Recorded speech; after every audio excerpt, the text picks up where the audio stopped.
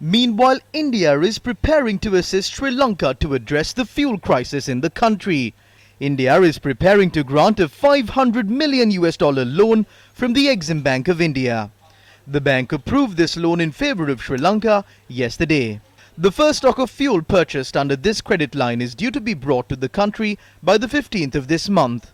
According to the Indian Exim Bank, 75% of the credit line should be used to purchase fuel from India. The remaining 25% of the credit line can be used to purchase fuel from a third party. Meanwhile, the Indian Exim Bank has said that the time period granted to repay the loan cannot exceed 12 months.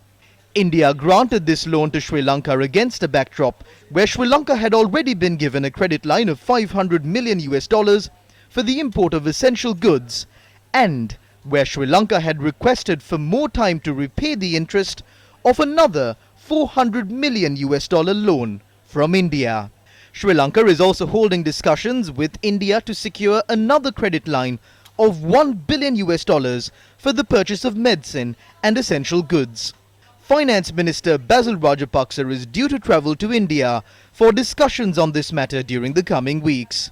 Meanwhile, it was recently reported that India has imposed strict conditions to be fulfilled to approve the $1 billion credit line.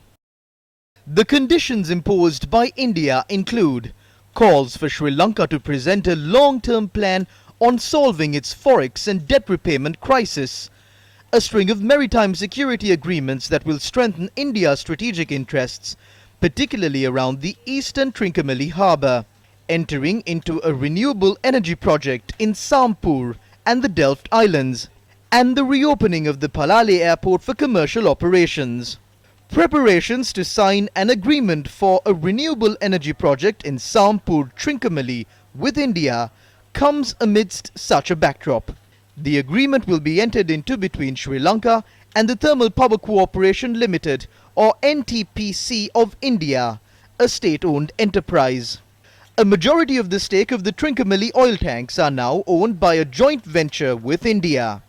After a prolonged fuel shortage in the country, the supply of fuel from the 15th of this month will also fall into the hands of India. Now, strategically important plots of land in Sampur are being awarded to India for a power project. A terminal at the Colombo port has already been given away to the Indian Adani Group. The majority stake of the southern terminal of the Colombo port is owned by China. Steps were taken to pass separate acts for the governance of the Chinese-built Port City project. China enjoys a majority stake in the Hambantota port as well. While the people are suffering at the hands of crisis after crisis, they are also losing power and possession of Sri Lanka's national assets.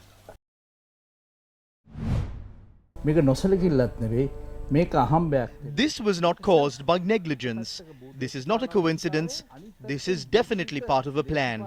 On the one hand, the geopolitical needs, and on the other, the needs of corrupt politicians. The phase that we are passing through right now is a result of this plan.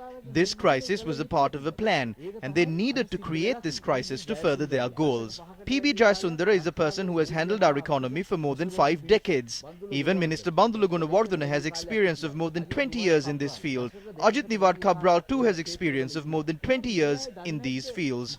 Don't these people know that there are many economic experts who have excelled in this field within our university sector and even in the central bank? They made arrangements to allow government agents within districts to give out lands for investment projects. Then they removed the farmers from these fertile lands. Then they allowed the crisis to evolve, and they even created a crisis in sectors including gas, milk powder, fuel, and many other vital sectors in the country. In the meantime, if you notice carefully, you can observe that there is a new trend being formed within the country. New cement and tire factories were opened recently. Then there is a proposal to build a steel factory as well. Similarly, companies like New Fortress, through Yugadanavi, started getting involved in the fuel and gas trades. On one hand, they have created an atmosphere that allows countries like the United States and India to play their geopolitical games. And in the meantime, they are creating a business monopoly within the country. Even though we speak of the New Fortress deal, Are we aware of the main shareholders of this company? Similarly, are we aware of who is investing in the proposed steel company? The people do not know about these. Once this business monopoly is created within the country, the switch will be in their hands. Maybe the things that are being brought through the IOC is not really from India. The Minister of Finance is the main actor in this and also the creator of all these crises. IOC එක හරහා ගේන එක ඉන්දියාවම නොවේ වෙන්න පුළුවන්. මුදල් ඇමතිවරයා ඔය අර්බුදයේ ප්‍රධාන කොටස්කරුවෙක් නිර්මාපකයෙක්.